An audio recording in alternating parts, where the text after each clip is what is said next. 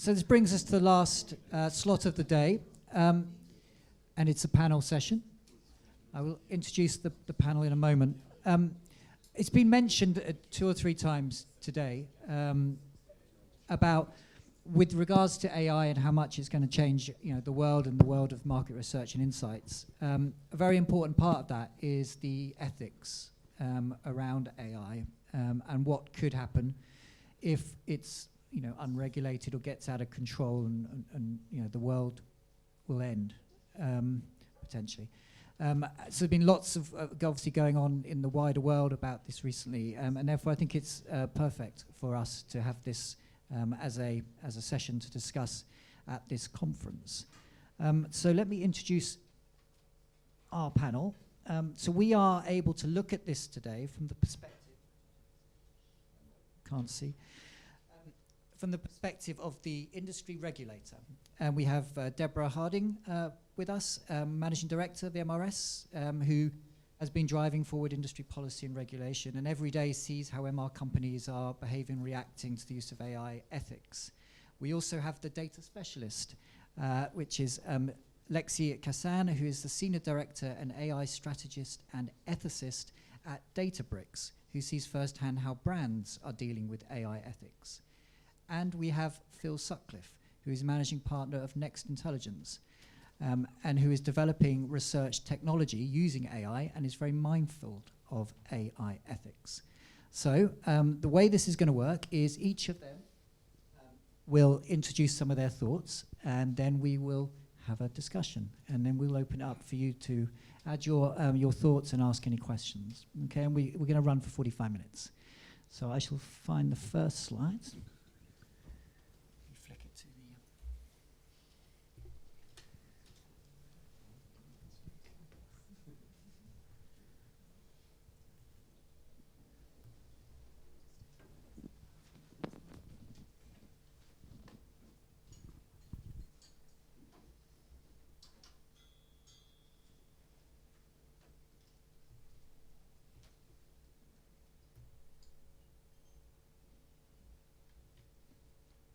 Okay, over to you, Debrah.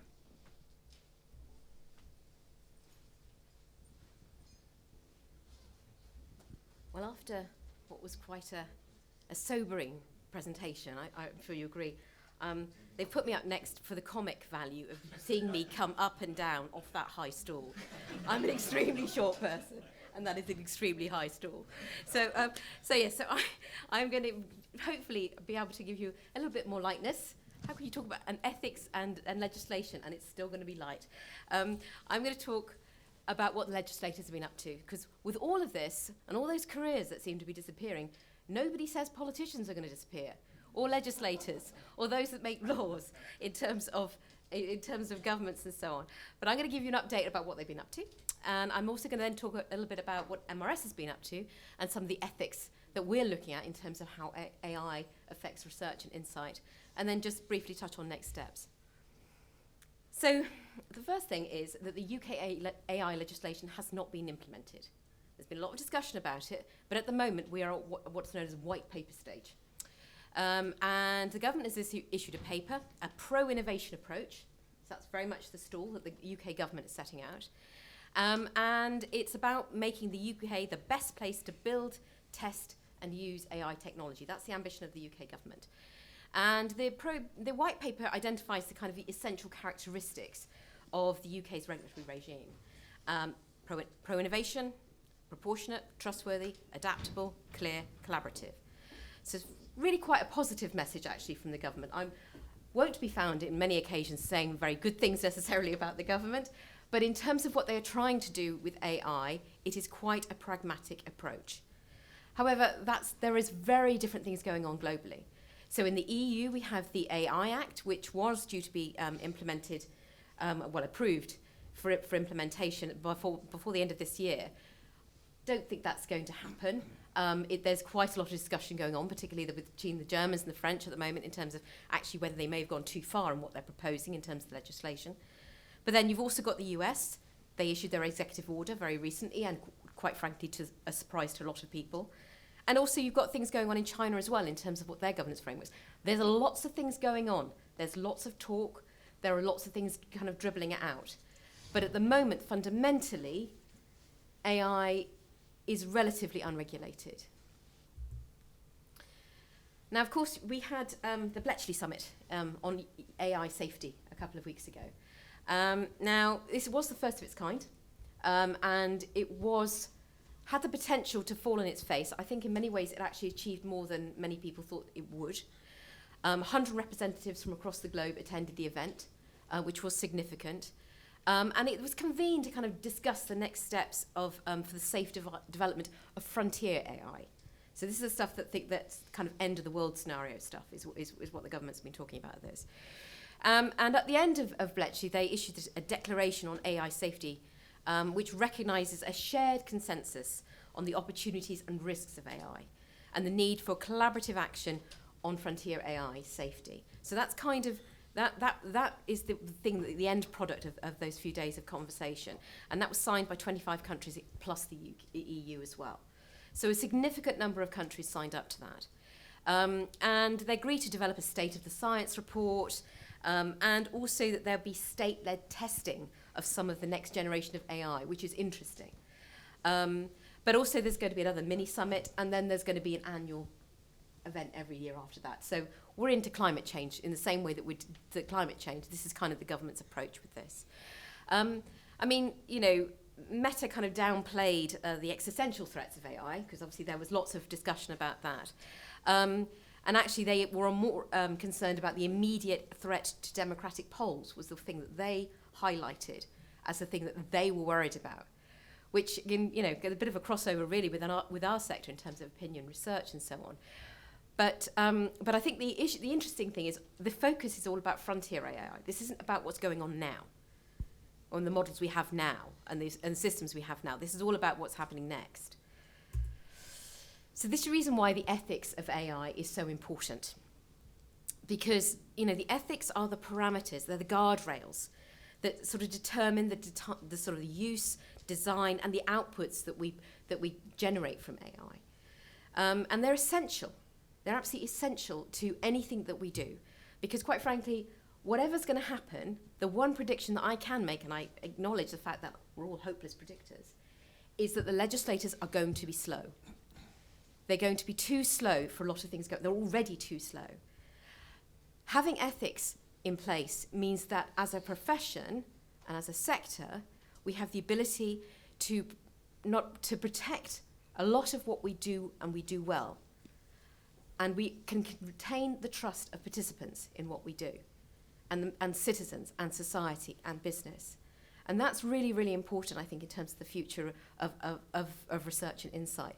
If we do this well, we have the potential to be able to leverage the opportunities of AI and actually to create an environment where research and insight works with AI in conjunction with clients, business, society, so that people are flourishing, business are flourishing, but also the sector can flourish in the way that it develops in the future.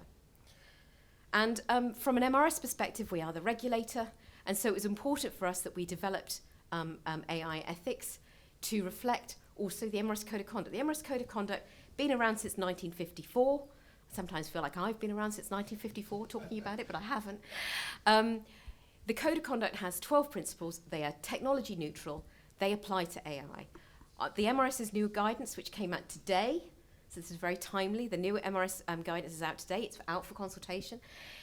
That what we do is we look at those 12 principles of the code and we interpret that for what that means if you're using AI and related technologies.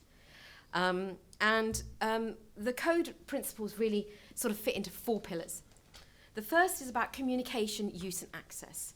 So this is about being transparent, making sure that your AI is explainable, accessible, and understandable, that it's also fair and impartial. The second is about that client data and the confidentiality. We talked a lot about open AI systems earlier today. This is about responsibility and ownership, appropriateness, and having human oversight. The third, and we shouldn't lose sight of this, is about data protection and privacy. Very important to what we've all been doing for years and years. So having privacy, giving dignity and autonomy to participants, and being proportionate and robust in the way that we handle participant data. And finally, about the last set of principles, but they're very important, is about protecting the reputation of the sector. When I spoke at this conference in May, I said that participants can live long and happy lives having never taken part in market research. And that is still true.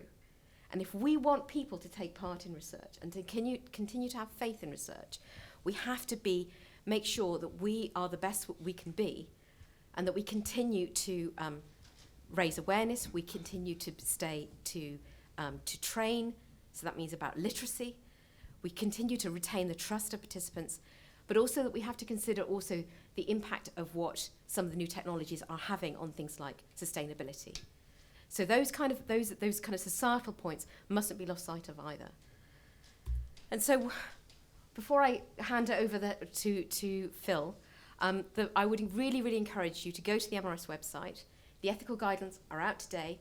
It's accompanying with that is a new report that has been written by the Delphi group and also the MRS Data Analytics Council that Andrew did a shout out for earlier today. That's looking at the practical application of AI in the research and insight sector. So you've got the ethical guidance and also a thought piece and looking at some really practical applications for AI. Please do look at that. We really want to hear from you. And I'm now going to hand over. And I hope that's lightened it. Is it lightened it?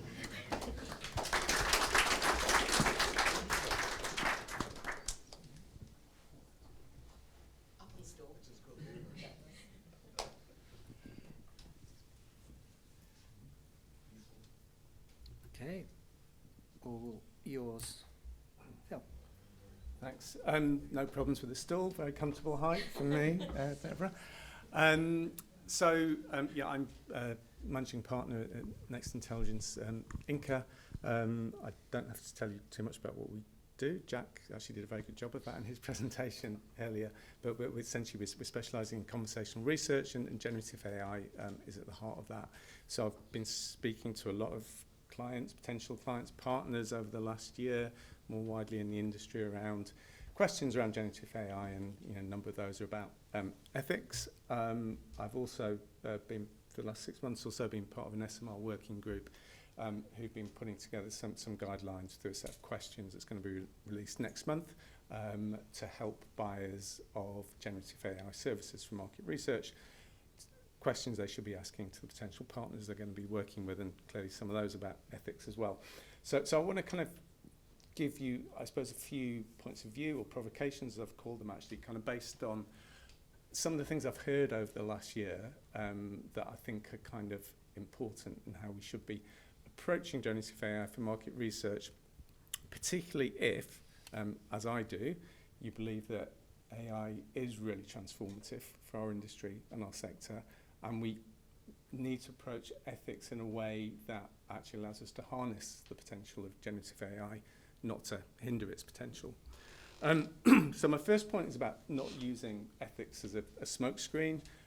There are people within the industry who have a lot of vested interest and they're not too keen on AI, but a lot of the reasons that are put forward, which are issues about AI, undoubtedly, things like privacy, things like hallucination, can be overcome for a lot of the MR applications of AI, and even some of the thornier issues like representativeness and bias can be at least be mitigated for.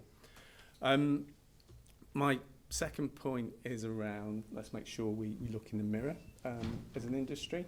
Let's not pretend that everything that came before was perfect. We know there's a lot of existing issues that we have, so maybe we shouldn't be holding AI to account more than some of those existing issues.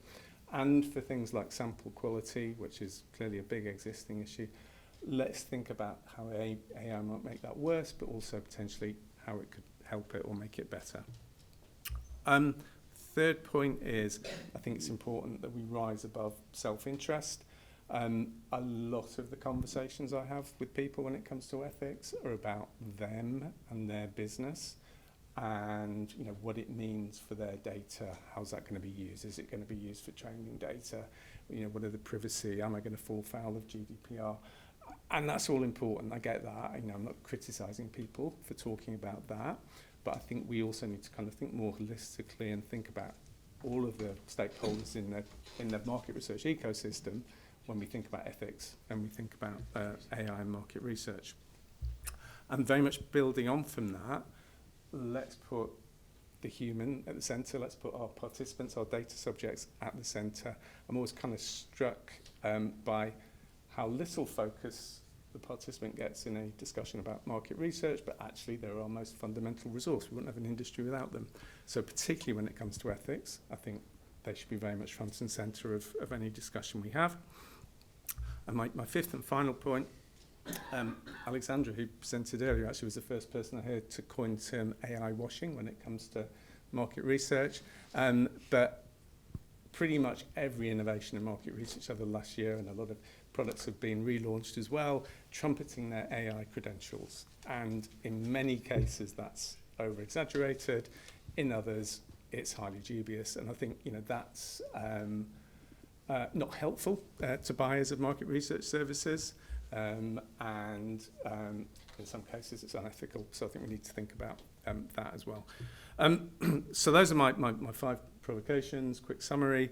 And, as I say, we need to think about ethics in a way that can actually help us harness the potential of generative AI, because actually, I think it can be transformative, because it actually sounds paradoxical, but I think it can make research more human. Thank you.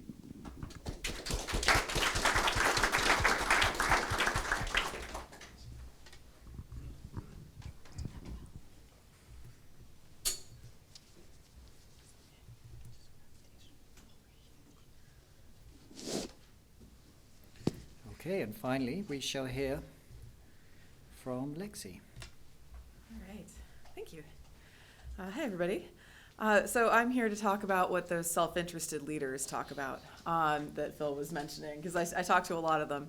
Not to give you guys a big pitch on Databricks, but we're a data platform, and we have 10,000 or so customers globally, both in private and public sector, running everything from regular ETL pipelines to just get data into a platform, to machine learning, and in fact LLMs and generative AI of various sorts.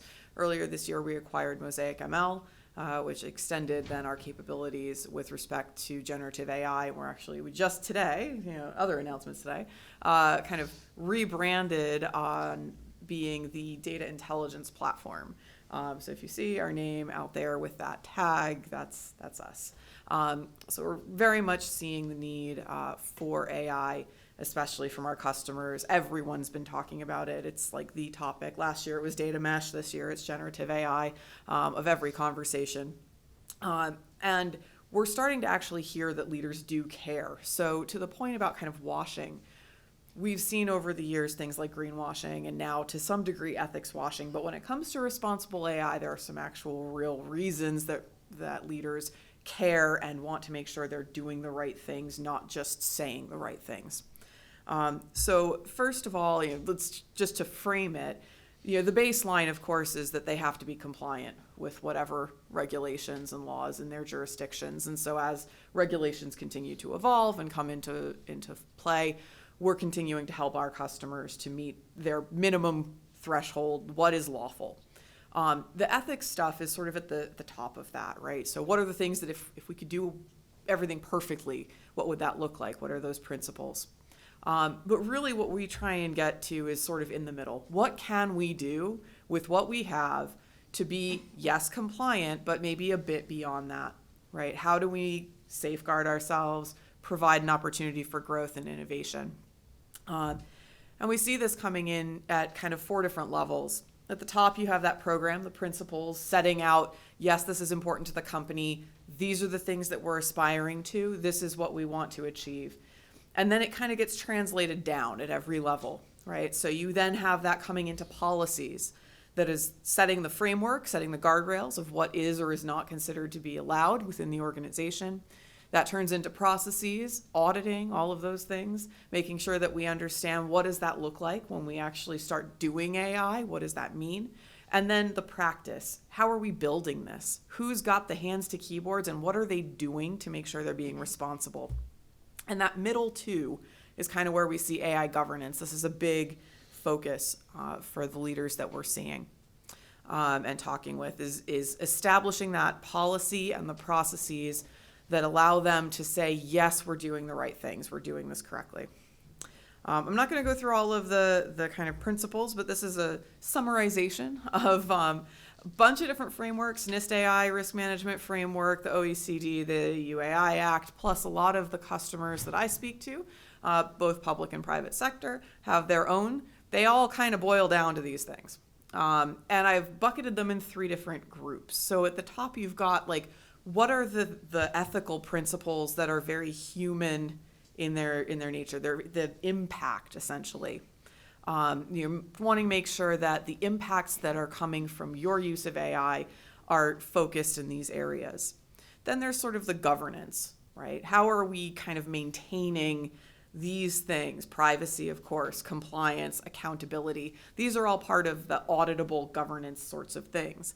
And then there's the sort of design principles. So as somebody who was a data scientist for many years, I know that as you complete an experiment and you think about how you're going to be doing an experiment, there are a lot of other factors, right? Making sure that you're doing things to mitigate bias, you're doing things to, select appropriate training metrics and evaluation criteria and so forth, but also that you're trying to kind of abide by these things. So these are build principles. What does it get you? Well, there was an Accenture study that was done recently that said that leaders in AI have 50% more revenue growth than others who are trying to achieve AI. So there is a call for, again, that self-interested group saying, yes, we would like to have bigger profits. We would like to have higher revenue. Thank you. And those leaders are 53% more likely to have built AI responsibly by design. Why is that super important? Because it gives you the opportunities while mitigating the risks. Those are the things that business leaders want, right? You get efficiency, you get risk mitigation, you get bigger potential, right? So building responsibly actually achieves the business goals that they have. We're also hearing a tremendous amount now about wanting to be prepared for regulation. How do we get ahead of the curve, not build in tech debt, make sure that we're not going to get penalized if, like GDPR, if there are fines associated with certain misuse or what's deemed as misuse and so forth. From the growth perspective also, we are seeing that being responsible, having that kind of ethos within your organization, that culture, can attract and retain talent more effectively. If you're showing that not only are you saying the things to the market that yes, we're using AI and we're being responsible, but you can prove it, right? So this is something that they're seeing as a differentiator for those who will, want to have people working, humans who would care. It is a differentiator. And of course, mitigating risk, I'm not going to go through all these, but these are kind of the big buckets beyond the regulatory stuff. These are the big buckets of business risk anyway. And AI ethics is in every single one of them, one way or another, right? Staying ahead of your competition, making sure you're operationally responsible, all of that stuff. So from Databricks' perspective, what we're seeing is that our customers increasingly don't want to use the off-the-shelf models, right? Those ideas of privacy, both from a personal and IP perspective, the hallucination rates are higher, et cetera. So what we're seeing is that they really are looking for the ability to create customized models that are proprietary and secure. So they own their own models, and this is something that we've been a big part of. Bletchley was mentioned earlier. Databricks had a delegation at Bletchley, specifically talking to the need to have open source, be able to create and foster innovation, be able to have a competitive environment so that not every model is coming from Silicon Valley, I'd say, as someone working for a Silicon Valley-based company. But this is what we're seeing. And Databricks has always been a big proponent of open source. We were the original, our founders were the original creators of Apache Spark. We've introduced a number of technologies and projects over the years. Like I said, I'm not pitching you guys on this. Further reading, if you're interested, as well as my podcast, which for what it's worth has been up there for years. This is not new. So if you're interested, feel free to check it out. It's on all the apps. Thanks.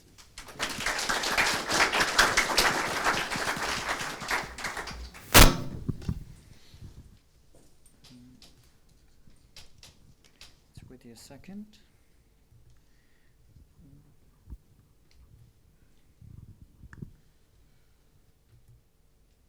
There we go.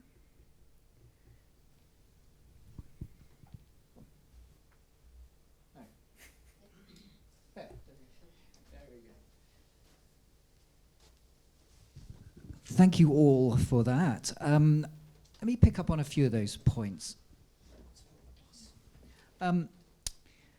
Lexy, you're the person responsible that people go to talk about AI ethics within Databricks. Would you say that your life has been busier in the last 3 to 6 months than it has in perhaps the last 24? Yeah, very much so. Well, I'll say that the focus has shifted. So my role as an ethicist and as a voice in responsible AI is something that, I've been with Databricks for about 3 years now, and for about 2 years they were like, oh, that's nice, go do your podcast, it's fine, it's on your own time anyway, we don't care. Your day job is to go talk to customers and sell the platforms, what I do. But over the last 12 months, it started about a year ago when things were heating up with ChatGPT. I started having conversations about every other week with our general counsel, who was starting to look at policy decisions and how we would start potentially getting involved in lobbying. And then over the last 3 to 6 months, it's been much more focused on our customers and how are we looking to develop our platform to support our customers, to be more compliant, to be ahead of the curve, to think about building a process that incorporates responsibility by design into their AI. Absolutely. And those that are not being responsible, are there any examples that you would be able to share on what happens to a business that is not taking that seriously? Sure. So there are a lot of them. I think there are a couple that have certainly been in the news. Samsung got dinged pretty hard early on in the days of ChatGPT because some folks had put in some IP, some private information, and then it was regurgitated to others who came onto the platform. So what had been their IP was now in essentially public domain. There was also a grocery store that I think was in New Zealand or Australia who had put out a menu generator, or like a recipe generator. You could put in what you have and it would just give you a recipe, but it didn't really have a lot of guardrails. So people were saying, oh, I've got some bleach here. Can I put that in something? So you're getting things like chlorine sandwiches. So it's things like that where the use of the AI is great right up until you put people into the mix. I say, not trying to sound doom and gloom like we shouldn't have humans around to do these things. I think it's usually fun for those sorts of examples, but I think it's important as we look ahead to think about adversarial use or unexpected and unintended use. People like to play with new toys, and Gen AI is a new toy. So how might they misuse it or mistreat it is something that we kind of need to think about. I agree. So I think it was mentioned a couple of times in your presentations about Bletchley Park. Obviously a lot of attention around that. I'll ask you, Deborah, but I'm interested from the other views as well. Is it going to work? I mean, we've had these with the environment where people meet up and they talk about things and they say they're going to do things and then they go back and they haven't done them. Is that likely with AI, or do you think that the world will get its act together? Will the world get its act together? I'm not as optimistic about that as I could be. I think the main problem is that AI is also driving things like weapons and defense, and so a lot of whilst there is a lot of discussion about frontier AI and sort of doing state-led testing and all these sorts of things, you also have a lot of countries that potentially could be at war with each other using AI-driven weapons. And so there is always will be a degree of national self-interest in protecting certain things. Also, I'm afraid the experience on the climate has been poor. Whilst there has been lots of discussion about what has been needed in the Paris Declaration and so on, basically countries have failed to deliver. So I think that, strangely, I actually think that business will be the driver for actually improving AI use, because business has got so much more to lose: shareholder value, customers, brand reputation. And so actually I think that the way that the business uses it could actually end up leading, and legislators will follow. And I do think it's going to take them, as I say, the EU tried to push through its legislation, and they were doing quite well. They'd got to really quite far along down the road, and then suddenly everyone just suddenly realised what the legislation was actually going to do in terms of the ability for Europe to innovate and attract business. And suddenly everyone was like, and they just pulled back. And so, yeah, I'm not as optimistic as I could be, I'm afraid. Phil? I just echo Deborah's last point, actually, because I think if you look at COP, it's pretty depressing the lack of impact there actually is from kind of governments around the world. But where we do see some hope, I think, actually is where, from a commercial perspective, a business perspective, it becomes not just the right thing to do, but actually a financially profitable thing to do. And we're starting to see that in renewable energy. And I think we'll see the same in AI, at least for commercial applications of AI, when it's not just the right thing to do, but actually it becomes a financially profitable thing to do, is when we'll see the most change. So convince the CFOs. Yeah. Okay, Lexy? I think that there's a difference between saying that in principle we agree that something should be done and actually defining what should be done and then doing it. And Bletchley, in my own personal view, was a lot of talk but not a lot of teeth. I think the executive order that came out from the White House had a lot more teeth. It had a lot more detail, at least, with respect to how they intended various departments to facilitate what they're looking to do. The EU AI Act had the same of, various different approaches between the two, but they actually had the detail in there saying, yes, this is needed. To Deborah's point, I think that it's a real challenge to actually get international collaboration on this in a number of ways and for a number of reasons, partly because there are nations who would be at war or who are adversarial, but also because ethics is not universal. So stating that the principles that we will use are going to be adopted by every country around the world is too simplistic, I think.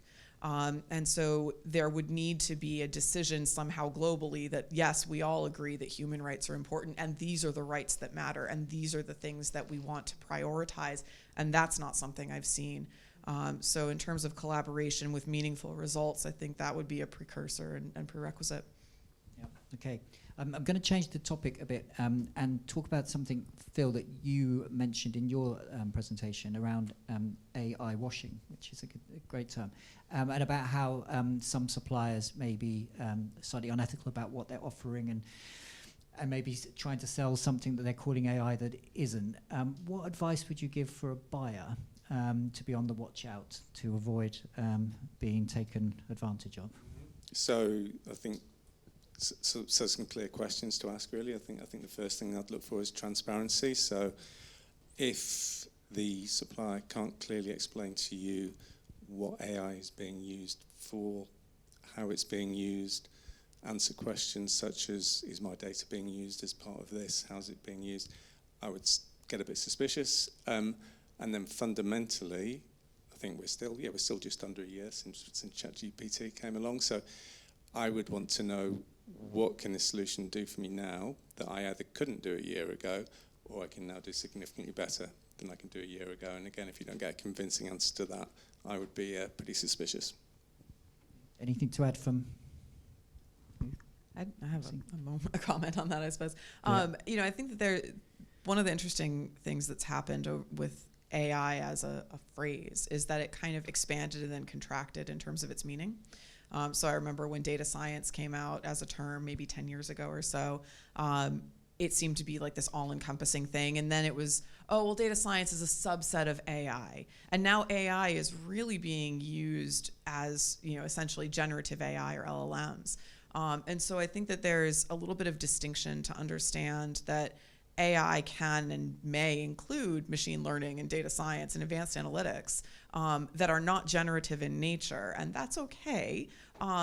And it's also important to note that even if it's not generative AI, your data could or may be used in training, and that's not necessarily a better thing. So transparency is really key. But I think it's not necessarily that it has to be using generative AI to say it's AI powered or whatever people are saying. So as you talk, I think obviously you guys are experts. People in the room here know more about AI than the vast majority. I imagine there are billions and millions of people in the world, billions of people in the world, probably have no real idea what it is, and therefore could be exploited. Those are known as participants. Let's come on to participants. So I think both Deborah and Phil talked about our participants being at the centre, which is something I've believed in very strongly over the years. But when I listen today and I think about the synthetic, the avatars, the bots, are they going to be as important in 2, 5, 10 years' time?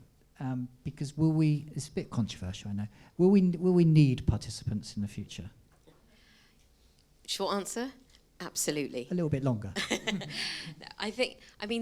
The important thing I think is that if you look at sort of trends of over research of time, when I first started at MRS, which is far too long ago, online research was 0% of research outputs. Now it's over 60%. Throughout that entire time, the sort of methods like qualitative and face-to-face have pretty much stayed the same. Because the reason for that is because, and a lot of them are quite expensive, face-to-face in particular. But the reason for that is because for all the technological developments, there is still a need and a desire from clients to see and hear real people. And that I don't think will go away. It will change in the way that they engage with them and they see them, but the need for participant voices within any insight that's being gathered will still be essential and core. I think synthetic data has a lot of potential, but ultimately that is still based upon participant-led data. It will still require data that is from real people in order to be able to build models which can then be used for synthetic purposes. So I think whatever equation or whatever formula you look at, participants are always a key part of it. Good. I think I actually kind of agree with that. Yes, synthetic data is based on real people too, but also I'd kind of, I suppose, reflect on actually a question I asked at the beginning of the day, which was a point of view I put forward, because I think synthetic data will cannibalise parts of our industry. I would anticipate it, I may be proved wrong, but I would anticipate it would cannibalise more quant, and particularly quant, which is actually fairly predictable. So the case study earlier, it was kind of astonishing how accurate the synthetic data was, but those concepts, I would say, are kind of fairly predictable how well they would do. Other things are less predictable, and a lot of that is about kind of understanding the needs, attitudes and behaviours of real people at real points of time. And actually, I think with AI now, we actually have the opportunity to have more of those conversations and to understand people better at scale. And if we're going to do that, then participants become more important to us. And I think we need to have new and better models of how we engage with them and how we value them. So I think from that context, participants become even more important. And I suppose building on that, and I think, Lexy, you talked about the models, the AI models coming out of Silicon Valley. Should we be concerned that the models are based on a population or on people that are not representative of people on the planet?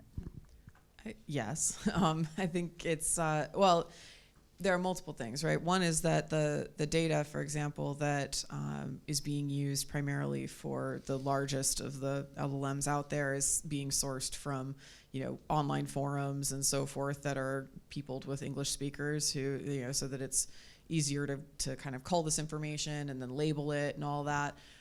So there's representation issues with the data itself, the underlying data.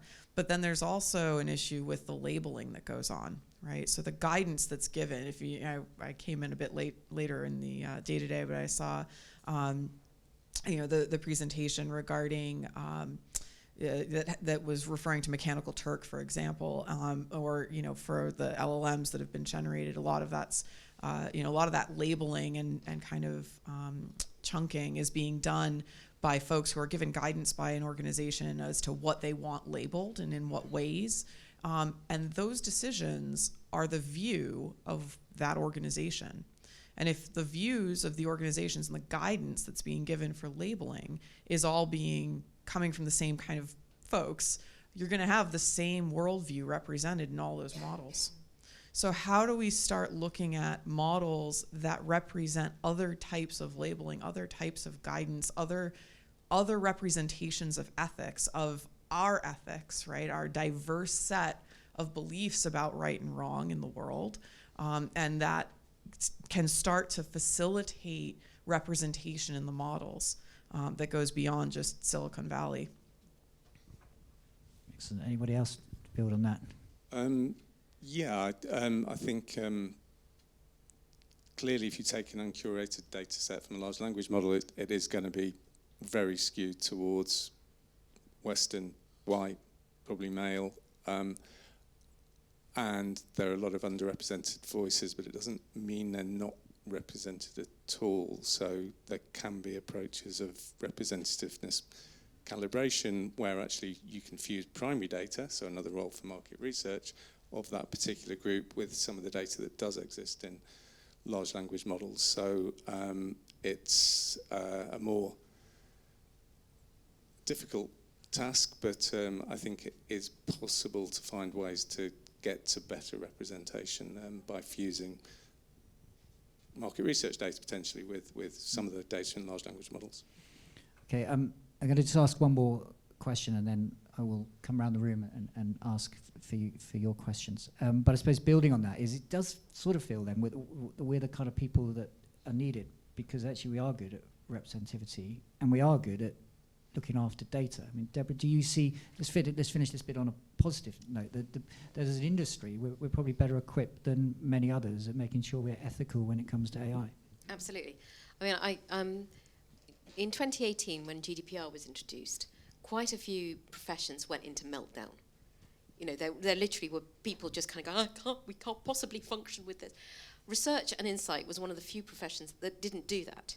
And the reason why it didn't do that is because, in effect, all the legislation did was really formalize ethical principles that we had been following for years.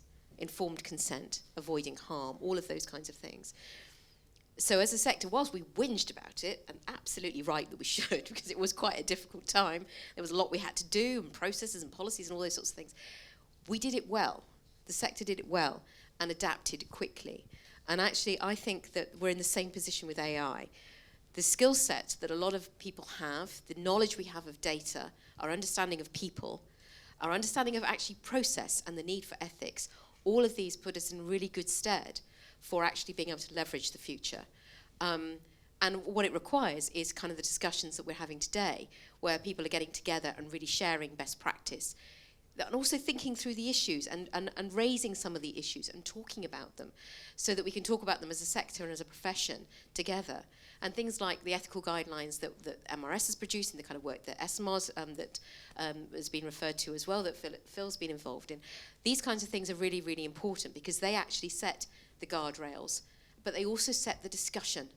So it means that we can talk about these issues while we still got the opportunity to do so before, legislation piles in.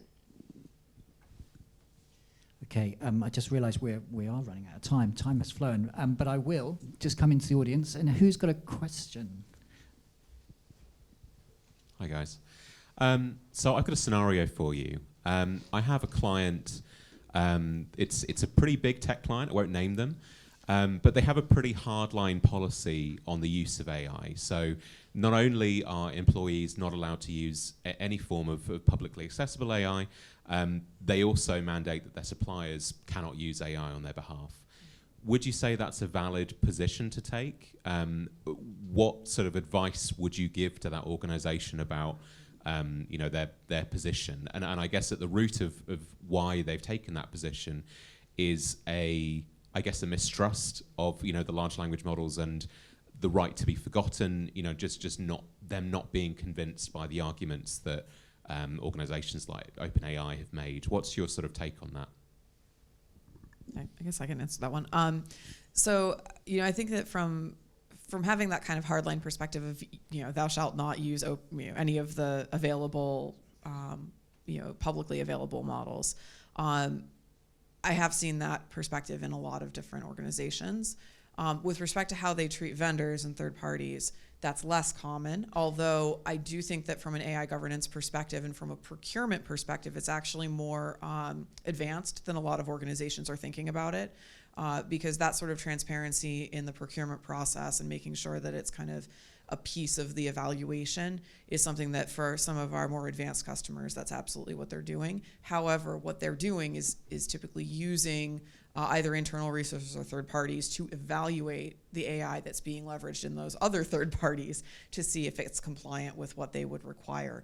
And then instead of having access to public AIs and public LLMs and so forth, as I mentioned before, what we're seeing is that our customers are primarily looking to utilize foundation models and build on top of them.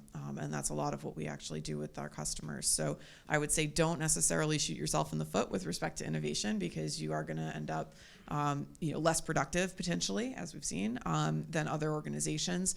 But think about what it means from an AI governance perspective to put in place something that's a little bit less stringent that gives you those opportunities.